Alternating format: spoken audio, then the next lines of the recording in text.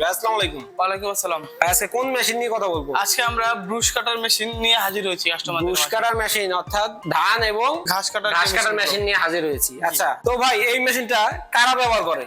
আপনারা যারা কৃষক পর্যায়ে আছে বা যাদের বাড়ির বড় মাঠ আছে আচ্ছা। বা খেলার মাঠ থেকে শুরু করে ধান কাটার ক্ষেত থেকে শুরু করে পাশাপাশি যাদের ফুলের বাগান ফলের বাগান ইত্যাদিতে যে ঘাসগুলো হয় এই এক মেশিন দ্বারাই সে খুব সুন্দরভাবে পরিষ্কার করতে পারবে। এক মেশিনের সাহায্যে সবকিছু করতে পারবে। আচ্ছা ভাই, এই প্রথমে যে মেশিনটা দেখতে পাচ্ছি এটা 4 স্ট্রোক না 2 স্ট্রোক? আসলে এটা হলো 4 স্ট্রোক ইঞ্জিন, দ্বিতীয় নাম্বারটা 4 স্ট্রোক এবং তৃতীয় নাম্বারটাও 4 স্ট্রোক। আচ্ছা। এবং আমরা যেটা পাশে দেখতে পারতেছি এটাও মেশিন সেম কোয়ালিটি দেখলেও কিন্তু এটা 2 স্ট্রোক। 2 স্ট্রোক। আচ্ছা, 4 স্ট্রোক এবং 2 স্ট্রোক চেনার উপায়টা কি?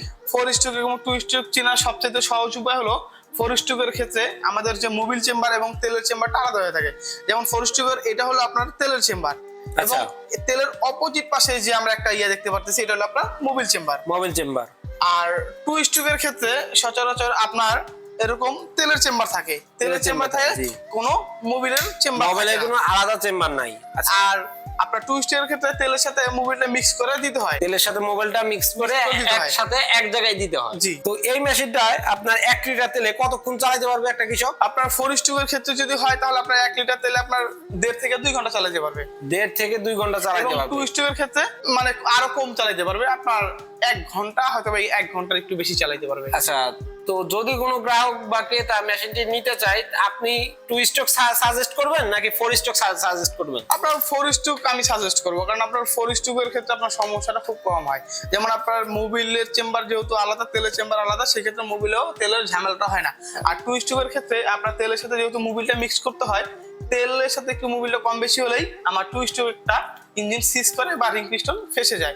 আর 4 স্ট্রোকের ক্ষেত্রে তেল এবং মোবিল চেম্বার আলাদা হওয়ার কারণে এইরকম কোনো ঝামেলা হয় না। আচ্ছা, সেক্ষেত্রে ইঞ্জিনটা দেখা যায় যে লং টাইম লাস্টিং করে। জি। এটা আপনার সাধারণত কি পিঠে করে নিতে বহন করতে হয়? পিঠে করে বহন করতে হয় এবং পিঠে বহন করার ক্ষেত্রে আপনার তেমন একটা কষ্ট হয় না, খুব সহজে তার কাজটা কমপ্লিট। দেখা যায় যে অনেকে কাজ করতে যায়, দেখা যায় যে আমার ওদেরকে চাহিদা থাকে যে চাকা সিস্টেম যে বুশ কাটারগুলো থাকে সেটা কি আপনাদের কাছে আছে?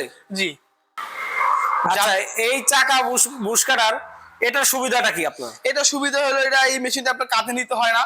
এই যে হ্যান্ডেল আছে, হ্যান্ডেলের সাহায্যে আমি সব দিকে ঘুরিয়ে নাড়াচাড়া করে চালিয়ে ঘাস থেকে শুরু করে সবকিছুই কাটতে পারবো, সবকিছুই করতে পারবে। এই যে এটা দেখতে পাচ্ছি এটার সাহায্যে সে ব্লেড লাগাইতে পারবে, ব্লেডটা যখন ঘুরবে অটোমেটিকলি ঘাস কাটবে। জি। আচ্ছা, দেখা যায় যে স্টেডিয়ামে পিঠে করে নেওয়া অসুবিধা, তো স্টেডিয়ামের ক্ষেত্রে আপনারা মনে করেন যে চাকা বুশ কাটার গুলাই বেশি পারফেক্ট, তাই না? জি। কারণ এক স্থান থেকে অন্য স্থানে আনা নেওয়া করা সুবিধা। তো এটাও কি আপনার 4 স্ট্রোক? যে এটাও আপনার 4 স্ট্রোক ইঞ্জিন এবং চাইলে এরকম 2 স্ট্রোক ইঞ্জিনও দেওয়া যায়। চাইলে এটা 2 স্ট্রোক ইঞ্জিনও দেওয়া যাবে, তবে 4 স্ট্রোকটাই সবচেয়ে ভালো। তো ভাই, যদি কোনো গ্রাহক বা ক্রেতা এই মেশিনটি ক্রয় করতে চায় তারা কিভাবে ক্রয় করবে? তারা আমাদের স্ক্রিনে দেওয়া নাম্বারে যোগাযোগ করার মাধ্যমে এই মেশিনটি ক্রয় করতে পারে। আচ্ছা, আপনাদের অফিসের ঠিকানাটা?